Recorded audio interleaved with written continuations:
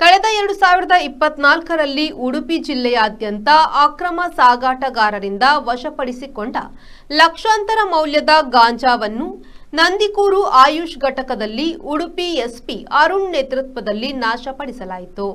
ಉಡುಪಿ ಜಿಲ್ಲೆಯ ವಿವಿಧ ಠಾಣಾ ವ್ಯಾಪ್ತಿಯಲ್ಲಿ 16,62,804 ರೂಪಾಯಿ ಮೌಲ್ಯದ 27 ಕೆಜಿ 970 ಗ್ರಾಂ ತೂಕದ ಗಾಂಜಾವನ್ನು ನಂದಿಕೂರು ಕೈಗಾರಿಕಾ ವಲಯದ ಆಯುಷ್ ಘಟಕದಲ್ಲಿ ಕಾನೂನುಬದ್ಧವಾಗಿ ಎಸ್ಪಿಯವರ ಸಮಕ್ಷಮ ಸುಡುವ ಮೂಲಕ ನಾಶ ಮಾಡಲಾಯಿತು.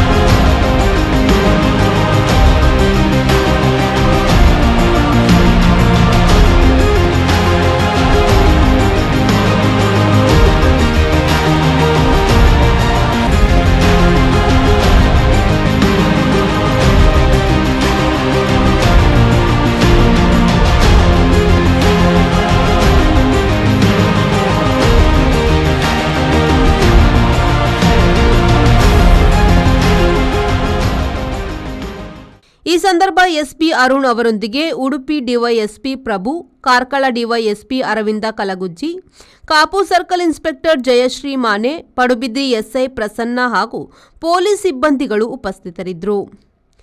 ಸುರೇಶ್ ಶರ್ಮಾಳ್, ವಿ4 ನ್ಯೂಸ್, ಪಡುಬಿದ್ರಿ.